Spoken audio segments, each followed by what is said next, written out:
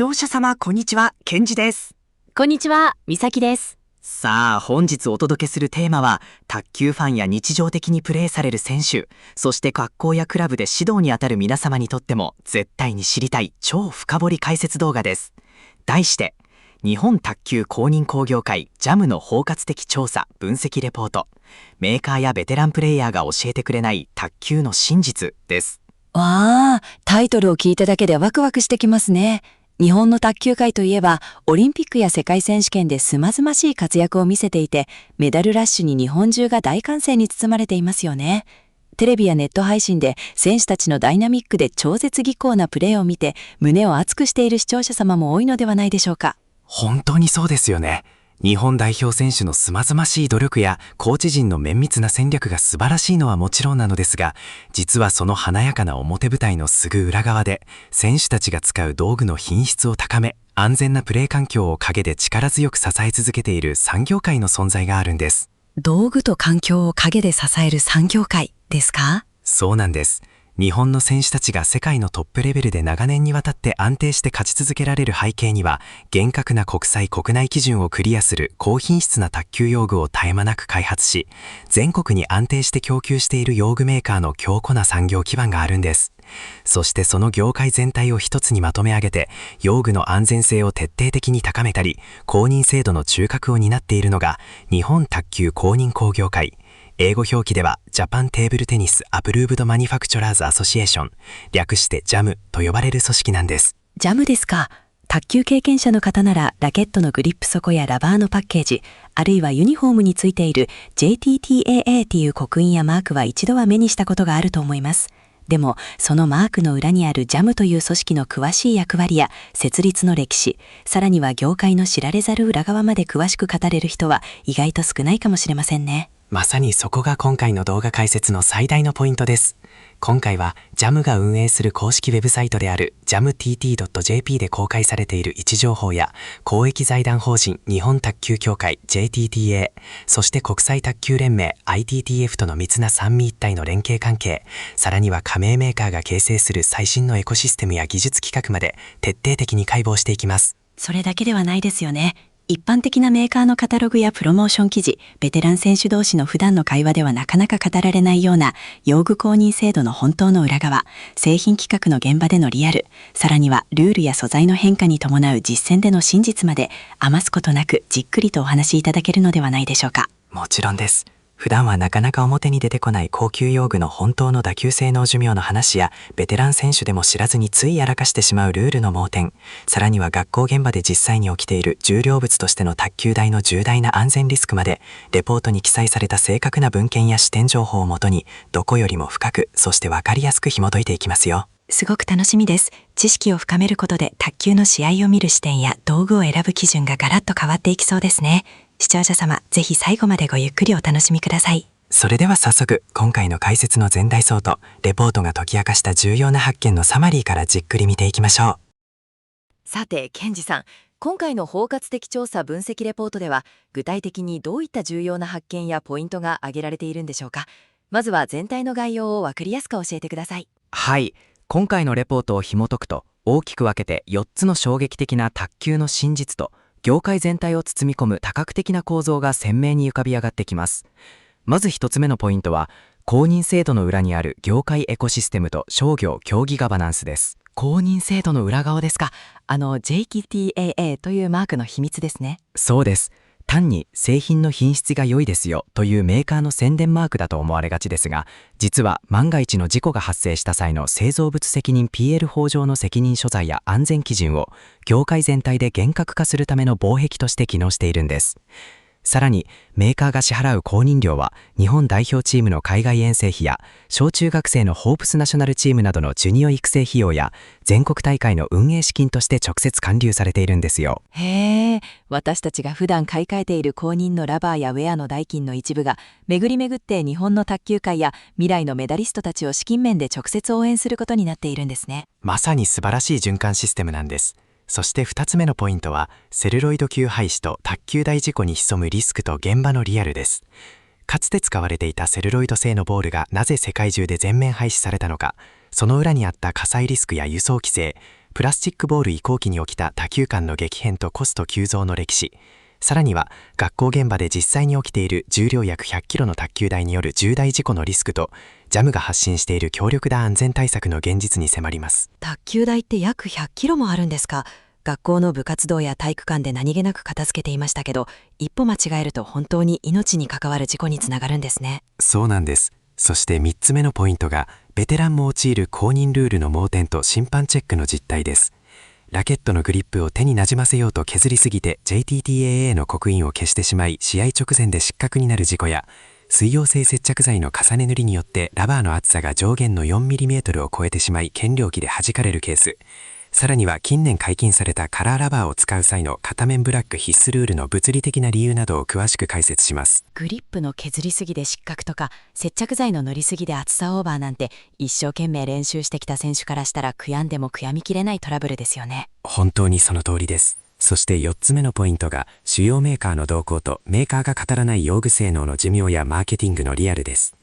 ニッタク、バタフライ、ビクタス、アンドロといった有名ブランドの技術的な強みや取り組みを紹介しつつ、トップ選手が使うハイエンドテンションラバーの本当の寿命がどれくらい短いのか、木材ラケットに存在する数グラムの個体差や日本の湿気の影響、そしてなぜランニングシューズで卓球をしてはいけないのかという物理的な理由を明かしていきます。カタログには圧倒的な回転とスピードと魅力的な言葉がよいていますけど、その最高性能がどれくらいの期間持続するのかは書かれていなかったりしますもんね。これはプレイヤー必見の内容ばかりですね。はい。これら数々のテーマについて、レポート内に記載された信頼できるソースや文献を紐解きながら順番にじっくりと深掘りしていきましょう。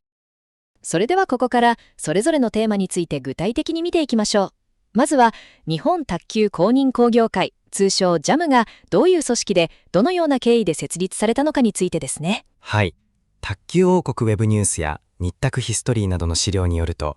日本卓球公認工業会ジャムは公益財団法人日本卓球協会 JTTA から指定を受けた公認卓球用具メーカー及び加盟事業者によって構成されている業界団体なんです。日本卓球協会から指定を受けたメーカーさんの集まりなんですね。主な組織の目的は何なんですか？主な目的は、競技を統括する JTTA と用具メーカー各社との間で密接な申告と緊密な連絡体制を確立することです。それによって卓球用具の品質や安全性を継続的に高め、卓球界全体の発展と普及活動を包括的に推進することを目指しているんですよ。なるほど。競技を統括する側と道具を作るメーカー側がしっかり手を取り合って安全で質の高い道具を広めようとしているわけですね。歴史としてはどれくらいあるんですか？日本における卓球の統括組織である JTTA は1931年に創立されました。前身組織の歴史まで遡れば1920年代から国内の統括を開始していて、90年以上の非常に長い歴史を持っています。一方でジャムは時代とともに激しく変化する競技ルール改定や安全基準の変更に迅速に対応し、選手が公認大会で安心して使える道具を安定して市場へ供給するための産業的技術的な基盤として機能してきたんです。90年以上の歴史の中でラケットの素材もボールの材質もルールもどんどん進化してきたわけですから、メーカーがまとまる組織が絶対に必要だったんですね。まさにその通りです。ちなみにジャムの組織運営は主要な加盟メーカーの代表者が役員を務める形で推進されています。卓球王国ウェブニュースの報道によると、過去には日本卓球日卓の北岡優代表取締社長から大和卓球現在のビクタスの松下浩二代表取締社長へと会長が交代するなど、時代や市場の変化に応じた業界リーダーシップが発揮されているんですよ。元プロ選手として超有名な松下浩二さんも会長を務められていたんですね。現場の選手の繊細な気持ちもメーカーの製造上の立場も両方わかる方がリーダーシップを取られるのはすごく心強いですね。本当にそうですね。このようにしてジャムは日本の卓球界を陰から強力に支える八百石として存在しているんです。ジャムの立ち位置が分かってきましたが、卓球界には ITTF と JTTA、そしてジャムという3つの英文字組織が出てきますよね。この3つの組織って具体的にどういう役割分担になっているんでしょうか？非常にいい質問ですね。2諸比が提供している ITTF および JTTA 承認の卓球用具について知っておくべきことという解説資料などに記載された表を見ると、この3つの組織の機能的役割分担がとても分かりやすく整理されています。ぜひ詳しく教えてください。まずピラミッドの一番上に位置する国際卓球連盟 ITTF ですが、これは世界全体の卓球競技を統括する国際競技連盟 IF です。役割としては、世界共通の競技ルールの制定や ITTF アプルーブドという世界公認の発行、ラバーの厚さや色調などのグローバルな基準を提示することです。世界共通のルールや世界規格を決めるのが ITTF なんですね。では、日本の公益財団法人日本卓球協会 JTTA はどんな役割なんですか？ JTTA は日本国内の卓球競技を統括する公益法人です。国内競技規則の運用や日本独自の JTTA 公認、JTTTAA の発行、国内の公式大会で着用するウェアや使用する用具の基準管理を行っています。なるほど。世界のルール ITTF をベースにしつつ、日本国内の大会や基準を厳格に管理するのが JTTA なんですね。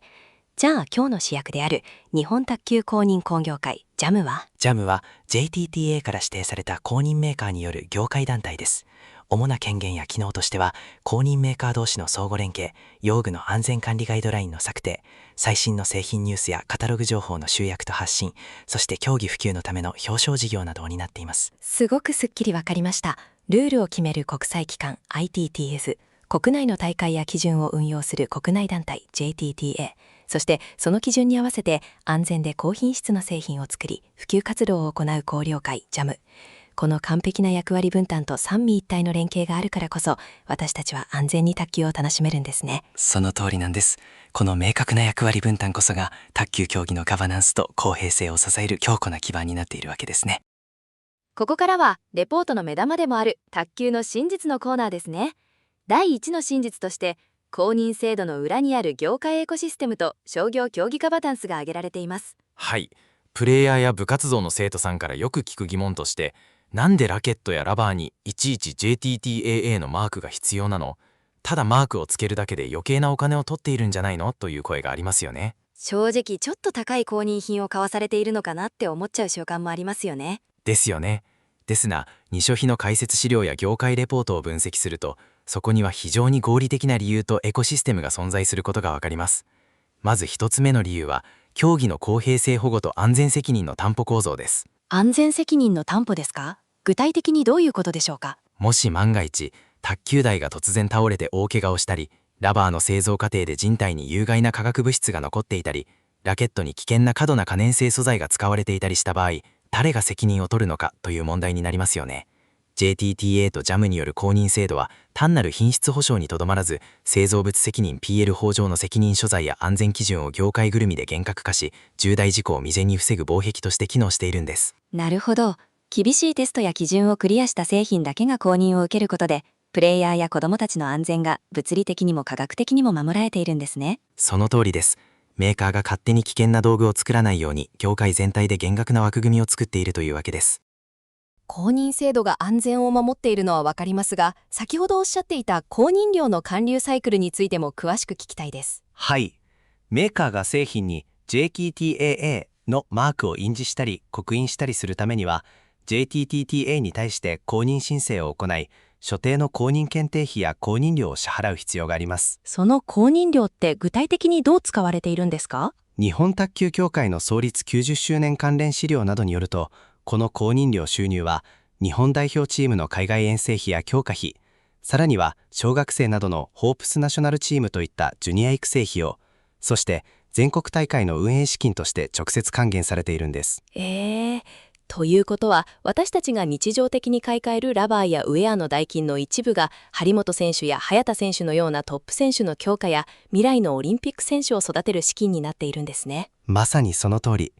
私たちが公認用品を購入すること自体が、日本の卓球界を資金面で直接支えるエコシステムの一部になっているというわけなんです。そしてもう一つ重要なのが、海外ブランドが直面する JTTT 刻印の壁です。海外ブランドの刻印の壁ですか？例えば、ヨーロッパや中国の有名なメーカーが作った素晴らしいラケットがあったとしますよね。それらは当然 ITTF 公認を受けていて、世界選手権やオリンピックでは問題なく使えます。しかし、卓球ラケット本体のルール解説サイトやアンドロジャパンの会社概要、コンパニープロファイル、アンドロ .pd などの記述によると、日本の JTTTA が主催する公式大会では、グリップに JTTTAA の刻印がないラケットは原則としてそのまま使用することが推奨されず、審判長への個別申請が必要になります。だからドイツのアンドロのような海外メーカーは日本向けに出荷するすべてのラケットにあらかじめ JTTAA の刻印を施して出荷するローカライズ対応を行っているんですね。その通りです。日本市場の大きさと公認制度の重みを示す実に興味深いリアルですよね。さて続いては日本卓球公認工業会が運営している公式ウェブサイト jamtt.jp についてですね。はい、JAM の公式ウェブサイト https://jamtt.jp は競技者や指導者、学校の先生、さらには一般の愛好者に向けて最新の製品情報から用具の安全管理手順まで幅広い情報を発信しているポータルサイトなんです。サイト内では具体的にどんな情報が見られるんですか？レポートに掲載されたサイト構造の分析によると、大きく分けて最新製品ニュース、カタログ情報、製品安全管理、組織広報、表彰事業の3つのピラーで構成されています。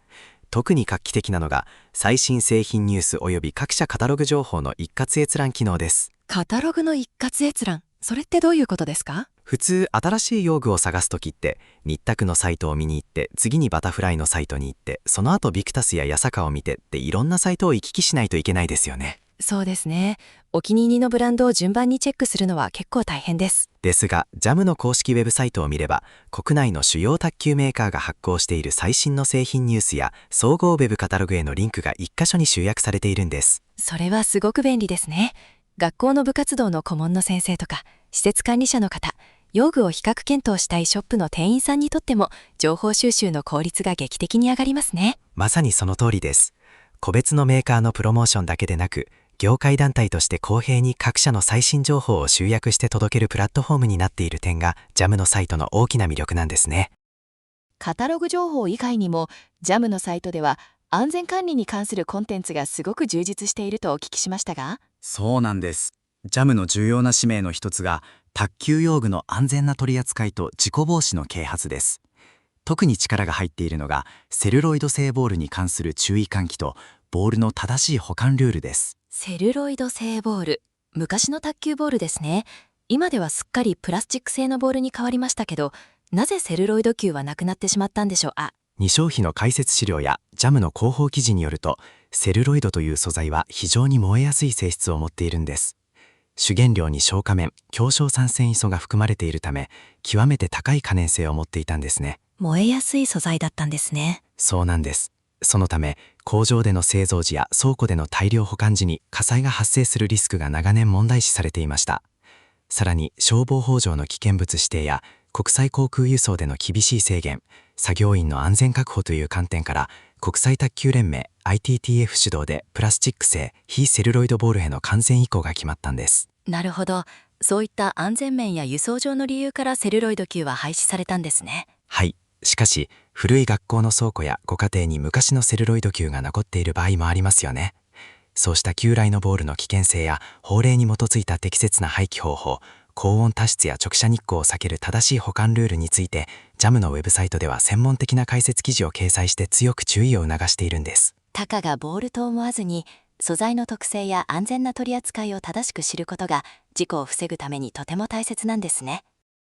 安全管理といえば、先ほどサマリーのところでも少し話題に出た卓球台についての啓発もすごいんですよね。はい、卓球台の設置や収納時の事故防止については JAM が最も情熱を注いで啓発を行っているテーマの一つです。 JAM の公式ウェブサイトには動画も掲載されているんですよね。そうなんです。サイト内には安全に楽しく卓球台の正しい取り扱い方という題名の公式 YouTube 動画が埋め込まれていて、誰でも分かりやすく安全手順を学べるようになっています。具体的にどういう点に気をつけなければいけないと解説されているんですか？動画やガイドラインで強調されている絶対ルールは、まず必ず大人2人以上で操作することです。生徒さんや子どもたちだけで設置や収納を行わせるのは非常に危険だと警告されています。1台あたり約100キロもありますからね。子どもたちがバランスを崩したら大怪我につながりますもんね。その通りです。さらに卓球台を収納した際に勝手に開かないようにするオートロック式ストッパーの確認や、台を広げてセットした際に脚部が倒れないように固定する安全確認用の黄色いストッパー、安全部品を目視で確実にセットする手順が丁寧に解説されています。黄色いストッパー、体育館で卓球台をセットするとき、脚のところに黄色い金具やレバーがありました。あれって単なる飾りじゃなくて命を守る重要部品だったんですね。まさにそうです。あの黄色いストッパーがしっかりかかっていないと、プレイ中や移動時に卓球台が突然折れ曲がって倒壊する恐れがあるんです。ジャムがこうして分かりやすい動画を作って発信してくれているおかげで、全国の学校やスポーツ施設での事故防止に役立っているわけですね。安全対策から製品情報まで盛りだくさんのサイトですが、広報活動や表彰事業についても発信されているんですよね。はい、ジャムのウェブサイトでは組織の公式発表や最新ニュースに加えて、地域社会で卓球の普及に貢献した人々を称えるジャム普及功労者アワードに関する情報なども公開されています。ジャム普及功労者アワードですか？どういった賞なんですか？これは長年にわたって草の根レベルや地域社会で卓球の普及活動に尽力してきた個人や団体を表彰する事業です。表彰の募集要項や受賞者の発表がサイト上で行われていて、業界全体で感謝を伝える素晴らしい取り組みとなっています。有名なトップ選手やプロチームだけでなく、地域で子どもたちに卓球を教えている指導者の方や、大会を裏で支えているボランティアの方々にもスポットライトを当てる賞なんですね。すごく素敵です。本当にそう思います。さらにサイトでは T リーグファイナルなどの大型イベントにおける招待企画の案内や、やむを得ない変更情報、業界関係者の布告コーチや公式リリースなどが随時更新されています。まさに卓球業界の公式なニュースセンターとして機能しているわけですね。そうです。レポートの整理によると、ジャムのウェブサイトは会員企業一覧、製品ニュースカタログ、安全管理活動、お知らせアワードという構成になっていて、プレイヤーから指導者、施設管理者、業界関係者まであらゆるユーザーにとって価値ある情報ポータルになっているんです。さあ続いては卓球の真実2に入っていきましょう。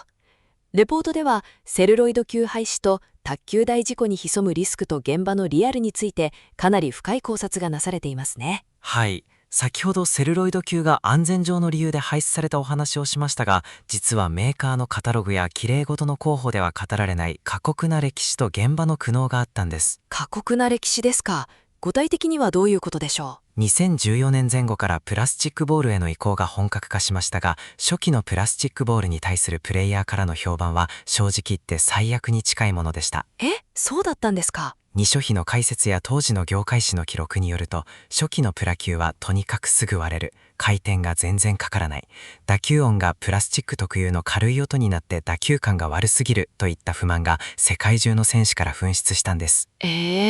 打球感も回転も変わっちゃったら、長年練習してきた選手は感覚が狂っちゃいますよね。そうなんです。しかも大変だったのは選手だけではありません。メーカー側もこれまでのセルロイド用の製造ラインを全て破棄して、数億円規模の莫大な投資を行ってプラスチック用の新ラインを作らなければなりませんでした。しかし初期は不良品質、不止まりが非常に高く、作っても良品ができないという苦境に立たされたんです。メーカーさんも開発と製造に死ぬほど苦労されたんですね。はい。そしてその多大な製造ライン回収コストや高い不良品率は最終的にどうなったかというと、ボール1球あたりの販売価格の上昇という形で一般のプレイヤーや部活動の負担増になって跳ね返ってきたという歴史的なリアルがあるんです。なるほど。安全や法令遵守という正しい目的だったとはいえ、意には技術的経済的な激しい葛藤があったんですね。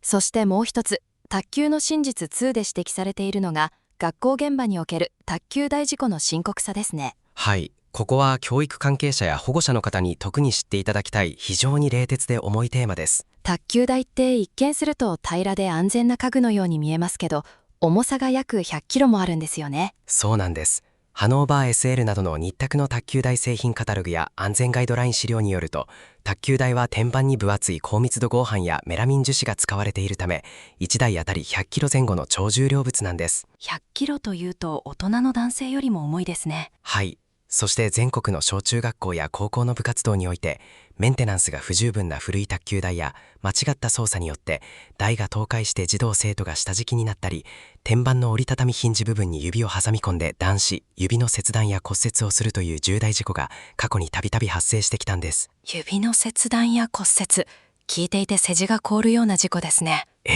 だからこそジャムがウェブサイトや動画で必ず大人2人以上で操作、イエローのストッパーを必ず目視確認と、あそこまで強烈にしつこいほど注意喚起を行っているんです。生徒同士だけで片付けをさせて重大事故が起きた場合、学校や指導者の法的責任、施設管理者責任も極めて厳しく問われますもんね。まさにその通りです。楽しむためのスポーツ施設で悲しい事故を起こさないためにメーカーと工業界が事故の実態を重く受け止め、徹底した安全啓発を行っているという背景があるわけです。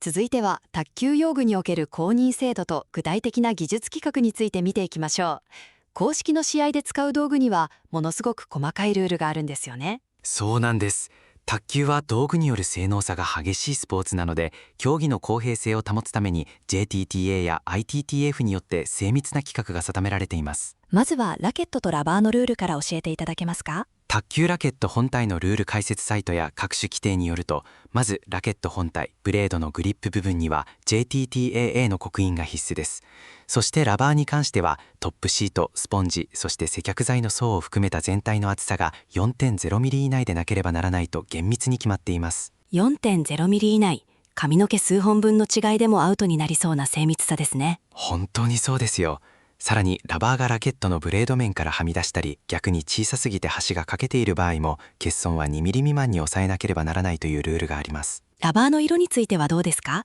最近いろんな色のラバーを見かけますけど。ラバーの色については片面は必ずブラック、黒、もう片面はブラックと明確に区別できる明るい色、レッド、ブルー、グリーン、ピンク、パープルなどと規定されています。昔は赤と黒だけでしたけど、今はカラフルになりましたよね。でも片面は絶対黒じゃないといけないんですね。その理由は後ほどの真実コーナーで詳しくお話ししますが、視認性と公平性を保つための非常に重要なルールなんですよ。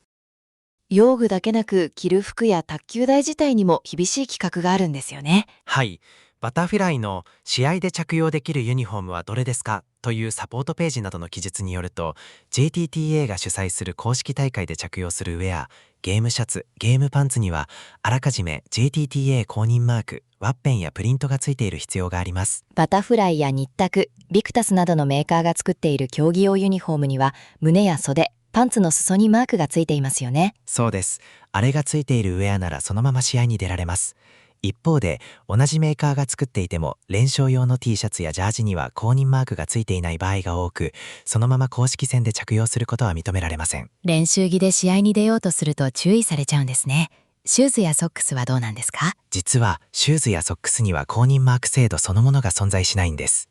シューズにはマークがいらないんですか？そうなんです。ただしメーカーは卓球特有の激しいフットワークに対応した専用シューズを開発しています。そして卓球台についても長さ 2.74 メートル、幅 1.525 メートル、高さ76センチという寸法だけなく、30センチの高さから標準球を落とした時に均一に約23センチ跳ね返ることという非常に精密な反発性能の規格が決められているんですよ。30センチから落として23センチ跳ね返る。台のどこに落ちても同じように跳ね返らないとフェアな試合ができないですもんね。その通り。天板のメラミン樹脂や塗装のマット仕上げ、無光角加工に至るまで光の反射を防いでボールを見やすくするための技術が詰め込まれているんです。さあやってきました。卓球の真実3です。ここではベテラン選手でもついやらかしてしまうルールの盲点と審判チェックの実態についてですね。はい。まず一つ目の衝撃的な事故は、グリップ削りすぎによる JTTAA 刻印消滅事故です。削りすぎて刻印が消える？どういうことですか？卓球のペンホルダーの選手やシェイクハンドでグリップを手になじませたい選手って、ナイフやヤスリでグリップの木を削って調整しますよね。はい。自分の手に合わせて削るのは卓球では日常茶飯事ですよね。その時に夢中になって削りすぎた結果、グリップの端についていた JTTAA の刻印まで一緒に削り落としてしまったり、滑り止めのグリップテープを巻いて刻印を完全に隠してしまう選手が後を絶たないんです。刻印が見えなくなっちゃったらどうなるんですか？卓球ラケット本体のルール解説サイトによると、大会の審判チェックで刻印が見えないラケットは即座に非公認ラケットと判定され、その場で試合での使用を禁止されてしまうんです。ひえー、せっかくグリップを自分用にフィットさせたのに試合に出られなくなっちゃうなんて大ショックですね。テープを巻く人も刻印が見えるように巻かないといけないんですね。その通りです。そして2つ目の盲点が、接着剤の重ね塗りによる 4.0 ミリ超過失格問題です。4.0 ミリ以南というルールの壁ですね。そうです。ワールド卓球王国の記事でも警告されていますが、ラバーの厚さ規定 4.0 ミリというのは、トップシートプラススポンジプラス接着剤の層を合わせた全体の厚みなんです。粘着性の高い水溶性接着剤を何度も重ね塗りしてラバーを何度も貼り直していると、接着剤の膜だけで 0.1 ミリから 0.2 ミリ分厚くなってしまい、新品時は 3.9 ミリだったラバーが検量器厚み測定器で 4.01 ミリと判定され失格になるケースがあるんです。わずか 0.01 ミリオーバーで失格。審判のチェックは本当に厳格なんですね。刻印消滅や厚さオーバーなど実践現場でのチェックは本当に厳しいんですね。ところで先ほど少し話に出たカラーラバーですが、なぜ片面は絶対に黒じゃなきゃいけないんですか？そこが卓球の真実3の3つ目のポイント、ブラックラバー必須ルールの真相です。ブルーとかピンクとか可愛い色やかっこいい色で揃えた方がテンション上がりそうなのに、ブルー×レッドとかピンク×グリーンはダメなんですよね。絶対ダメなんです。片面は必ずブラックでなければなりません。ワールド卓球の解説によると、もしブルー×レッドのような組み合わせを許してしまうと、試合中に相手選手がラケットの面を反転させて打ってきた時に、ボールの回転を見極めるのが極めて困難になってしまうんです。コントラストの問題ですか？そうなんです。黒という最も暗い色と明るい色、赤、青、ピンク等を組み合わせることで、遠くからでもラケットのどちらの面で打ったかが視覚的にはっきり見分けることができるんです。もし似たような明度のカラーラバー同士だと、視覚的な混乱を招いて競技の公平性が崩れてしまうんですね。なるほど。単におしゃれかどうかじゃなくて、相手選手が回転を識別できるようにするための公平なルールだったんですね。その通りです。どんなにおしゃれなカラーラバーを使いたくても、もう片面には絶対に渋い黒ラバーを貼らなければならないという明確な理由があるわけなんです。ここからは日本の卓球界を支える主要な公認メーカー各社の動向とそれぞれの強みについて見ていきましょう。はい、ジャムに参画している企業群は世界的に見てもトップクラスの技術力とブランド力を持っています。まず代表的なのが日本卓球株式会社、ブランド名日卓です。日卓さん、伝統ある素晴らしいメーカーさんですよね。日卓ヒストリーによると、1920年に創業したハーター商会を前身とし、100年以上の歴史を誇る労使です。日卓の公認3スターボールは、世界選手権をはじめとする数々の国際大会で公式使用球として選ばれ続けています。また、黒い天板のハノーバー SLBK など、デザイン性と安全性を両立した卓球台の開発や、ジャムの安全マニュアル推進でも中心的な役割を果たしています。日卓のボールや卓球台は誰もが一度は使ったことがありますもんね。では、世界的なラバーで有名な株式会社タマス、バタフライはどうですか？バタフライは世界最高峰のラバー開発技術力を誇るメーカーです。テナジーやディグニクスといった超高性能テンションラバーは世界のトップランカーの使用率が圧倒的です。全ウェアへの GTTA 公認マーク付与を徹底し、ラケットからシューズまで完全な公認ラインナップを揃えています。世界中のプロ選手がバタフライのラバーを使っていますもんね。そしてビクタスさんやアンドロさんはどうでしょう？ビクタスは株式会社ビクタスは元プロ選手の松下幸二氏が代表を務めた実績を持ち、デザイン性の高いウェアや若者向けのブランディングで急成長しました。男子日本代表チームの公式ウェアも手掛けています。またドイツ発のアンドロやヤサカ、総合スポーツメーカーのミズノなどもジャムに参画し、先端素材ラケットや人間工学に基づいたシューズで業界を盛り上げています。各メーカーがそれぞれの強みを生かして切磋琢磨しているからこそ、素晴らしい道具がどんどん生まれてくるんですね。さあ、いよいよ最後の卓球の真実そうです。ここではメーカーのカタログの甘い言葉の裏にある用具性能の寿命とマーケティングのリアルに迫るんですよね。はい、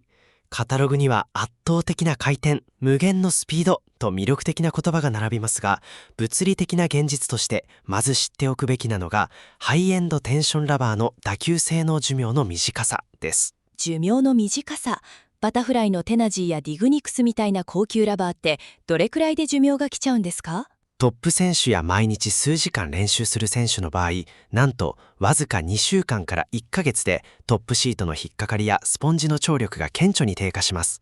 一般の部活動生でも本来の性能を維持できるのは 2,3 ヶ月程度なんです。1枚8,000円から1万円以上もする高級ラバーがたった1ヶ月で寿命になっちゃうんですか？そうなんです。テンションラバーは内部に強い張力を閉じ込めているため、打球を重ねるうちにそのエネルギーが抜けていってしまうんです。強くなるためには年間数万円から十数万円のラバー代がかかるという厳しい維持コストのリアルがあるんですね。うわー、強さを維持するのも大変なんですね。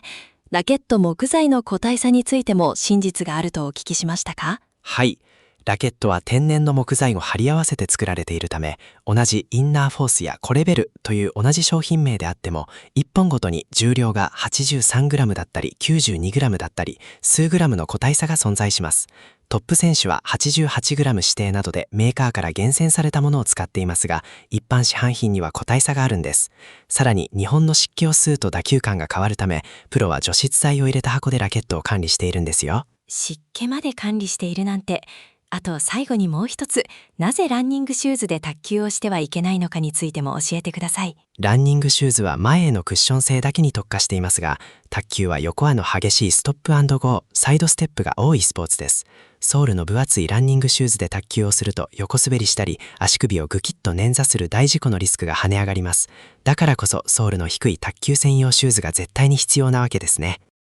ここまで日本卓球公認工業会ジャムの全貌と数々の卓球の真実について見てきましたが、ケンジさん、日本の卓球産業が今後向かっていく課題と展望について、レポートではどのようにまとめられているんでしょうか。はい。レポートでは今後の課題と展望として大きく3つの統合的なポイントが挙げられています。3つのポイント、ぜひ順番にお聞かせください。第1の課題は、技術革新と競技規則遵守、コンプライアンスのバランス維持です。ラバーの摩擦力や弾性が上がり、特殊素材ブレードが進化することはスポーツとして非常に魅力的ですが、一歩間違えると 4.0 ミリ厚さ制限や色調規定などのルール逸脱リスクと隣り合わせになります。ジャムはメーカー各社と JTTA、ITTF の調整役として、開発段階からのコンプライアンス管理をさらに高めていく必要があります。道具の進化とルールの厳格さのバランスを取る陽の役割ですね。第2のポイントは製品安全と社会責任 ESG の推進です。かつてセルロイド球からプラスチック球へ完全に移行したように、用具の素材の安全性や環境適合性、そして施設での卓球台の物理事故防止は、現代の業界団体にとって最も重いテーマです。ジャムが公式ウェブサイトで推進している動画やガイドラインによる安全啓発は、学校や地域施設での事故をゼロにするために、今後もさらに強化されることが期待されています。子どもたちや愛好家が安心して卓球を続けられる環境づくりですね。第3のポイントはデジタルプラットフォームを活用した情報流通の円滑化です。ジャムのウェブサイトが実現した各社カタログの一括閲覧のように、今後は T リーグなどのプロアマの広がりと連動して、デジタルを通じた普及活動、アワード等や最新情報の迅速な発信が卓球界の裾野を広げる鍵になると分析されています。ケンジさん、今日のお話を聞いて、私たちが普段手にしているラケットやラバー、技能を磨く練習環境、そして体育館の卓球台の見方がガラリと変わりました。本当にそうですね。日本卓球公認工業会ジャムという組織が JTTA や ITTF としっかり連携しながら用具の安全を守り、ルールを厳格に管理し、さらにはメーカー各社が切磋琢磨して素晴らしい製品を作り出している。そして私たちが公認マークのついた用具を購入することで、日本の代表選手やジュニア世代の育成費用として還元されて、日本の卓球が世界で強くなっていくという見事なエコシステムが存在していることも分かりました。まさにその通りです。ベテラン選手でもついやらかしてしまうグリップ削りすぎや厚さオーバーなどの盲点も、全ては公平で安全なスポーツとして卓球を成り立たせるための大切なルールだったわけですね。用具の正しい寿命や手入れの方法、卓球台の安全な取り扱いもしっかり頭に入れて、これからも楽しく安全に卓球に関わっていきたいですね。はい。今回の動画解説が視聴者様の道具選びや卓球という素晴らしいスポーツに対する理解を深めるきっかけになれば、これほど嬉しいことはありません。それではケンジさん、最後に視聴者様へご挨拶をお願いします。はい。ご視聴ありがとうございました。ご視聴ありがとうございました。